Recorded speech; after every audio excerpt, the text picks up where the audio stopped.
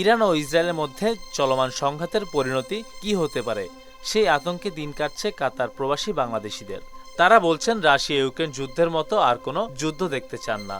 যুদ্ধ কখনো শান্তি বয়ে আনে না বলেও মনে করেন প্রবাসীরা। আমরা ফিফা ওয়ার্ল্ড কাপের পরে যে খেলাধুলা যাওয়ার পর থেকেই শ্রমবাজার অনেক দশ নেমেছে, কিন্তু এখন সেই দশটা কেটে উঠতে পারে না। আবার এখন ইরান এবং ইসরায়েলের যে এখন আবার সংঘর্ষ লাগলো, যেমন যুদ্ধ হচ্ছে, কিন্তু এটাতে আমাদের মিডল ইস্টের জন্য অনেক ক্ষতিকর। ব্যবসা বাণিজ্য আরো অনেক দশ নামবে। সত্যি বলতে আমরা খুব আতঙ্কের মধ্যে আছি। বিশেষ মুহূর্তে আবার হঠাৎ করে এই যুদ্ধের পরিস্থিতির কারণে বাংলাদেশে রেমিটেন্স যাওয়া বন্ধ হয়ে যাবে। আমাদের বাইরের থেকে যে প্রোডাক্টগুলো আসে, দুবাই, সৌদি, বাহরাইন বা অন্যান্য দেশের যে সামানগুলো আসে, আমরা এখানে বিভিন্ন কোম্পানির কাজগুলোতে আমরা লাগাচ্ছি, কিন্তু আমাদের এই প্রোডাক্টগুলো যদি না আসে তাহলে আমরা অনেক ক্ষতিগ্রস্ত হয়ে যাব।